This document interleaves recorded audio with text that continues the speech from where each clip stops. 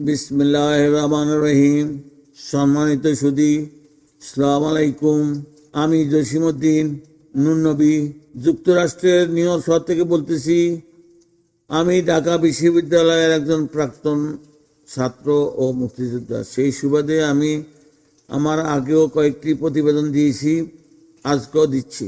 দেখেন, আমরা ব্যক্তিগতভাবে একজন ভালো শিক্ষকের কাছে লেখাপড়া করতে চাই এবং আমাদের ছেলে মেয়েদেরকেও ভালো শিক্ষকের কাছে দিতে চাই। দেখেন, আমরা অনেক টাকা খরচ করি একটা ভালো স্কুলে আমাদের ছেলে মেয়েদেরকে ভালো শিক্ষার জন্য আমরা ভর্তি করে দেই এবং তারপরে কলেজেও আমরা ভালো কলেজ দেখে আমরা আমাদের ছেলে মেয়েদেরকে পড়াতে দেই। কেন দেই সেটা আমরা বুঝি যে ভালো ইউনিভার্সিটি বা কলেজে যদি আমার ছেলেদের ভর্তি করাইতে পারি তাহলে ও ভালো শিক্ষা পাবে এবং জীবনে উন্নতি করতে পারবে। সেই জন্য আমাদেরকে দেশে বিদেশে, দেখেন আমরা দেশে বিদেশে যুক্তরাষ্ট্রে এবং যুক্তরাজ্যে, ফ্রান্সে, ইন্ডিয়াতে অনেক দেশে আমরা আমাদের ছেলেমেয়েদেরকে পাঠাই। কেন পাঠাই?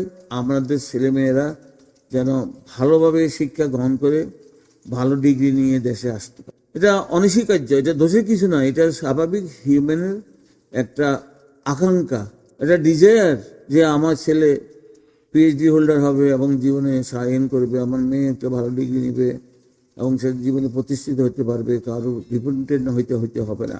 তাই আমি আজকে বলতেছি, দেখেন, আমরা সামাজিক রাজনৈতিকভাবে আমাদের দেশের জন্য একজন ভালো শিক্ষক বা একজন ভালো নেতা দরকার। সেই শিক্ষক আমাদের মধ্যে আছে, কিন্তু আমরা ওনাকে রেকগনাইজ করতে পারছি না। সেটা আমাদের অক্ষমতা। কেন অক্ষমতা? আমরা রাজনৈতিকভাবে একটু বায়াসড। আমরা মায়ের রাজনীতি, বাপের রাজনীতি এই দিকে খুব আকর্ষণ দিচ্ছি।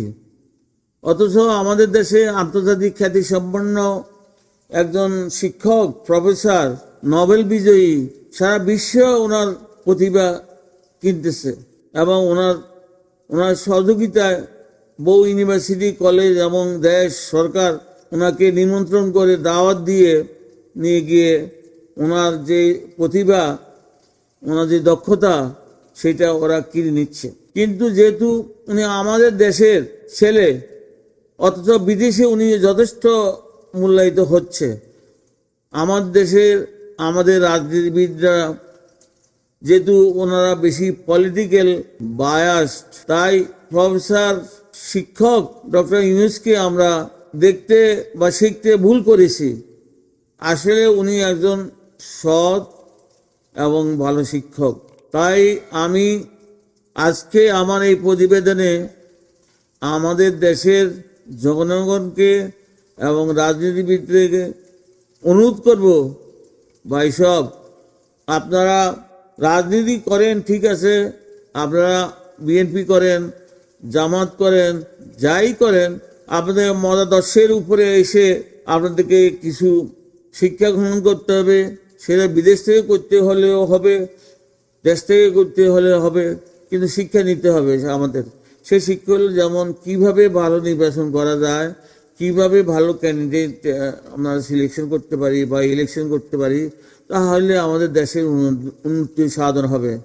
আমরা গত 20 বছর আমরা দেখেছি অনেক অশিক্ষিত, অনভিজ্ঞ আমাদের এমপি হয়েছেন।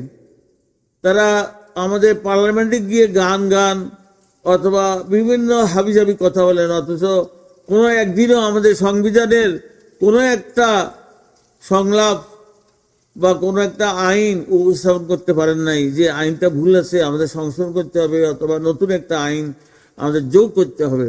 আমরা দেখেছি আমাদের এই ইলেক্টেড এমপি মহোদয়গণ গত 20 বছর থেকে তারা পার্লামেন্টে যায়, সব সুবিধাগুলি নেয়, অথচ কোনো একটা আইন জনগণের উপকারার্থে, যেমন শিক্ষা বিষয়, স্বাস্থ্য বিষয়ে কোনো আইন ওনারা উপদেষ্টা করতে পারেন নাই এই মেম্বারশিপ স্বয়ং। কারণ ওনারা আওয়ামী লীগের পেশিবাদ সরকারের নিকট বিক্রি হয়ে গেছিলেন।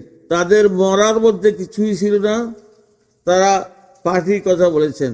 যা হোক, আজকে আমি বলবো বিএনপির নেতৃবৃন্দগণ বা এইসব আপনারা দেশের স্বার্থে জনগণের স্বার্থে আপনারা এই যে অভিজ্ঞ শিক্ষিত আন্তর্জাতিকভাবে স্বীকৃত প্রফেসর ইউনূস আমাদের মাঝে আছেন, আমরা ওনার থেকে কিছু না নিয়ে ওনাকে বিচারিত করতে চাচ্ছি। ভাই সাহেব, আপনারা ভুল করবেন, জীবনে এই ভুলটা করেন না এবং পরে পস্তাইবেন। আমি বলছি একদিন এটা প্রমাণিত হবে যে আমরা ভুল করতেছি। ডক্টর ইউনূসকে যুক্তরাষ্ট্র দাওয়াত দিয়ে নিয়ে যায়, যুক্তরাজ্যে নিয়ে যায়, ফ্রান্সে নিয়ে যায়, সুইজারল্যান্ড নিয়ে যায়, এত বড় ধনী দেশ, তারপরেও কেন ডক্টর ইউনূসের প্রতিভা ওনারা কিনতে চাচ্ছেন? উনি আসলে একজন আন্তর্জাতিকভাবে প্রতিষ্ঠিত প্রতিভাবান।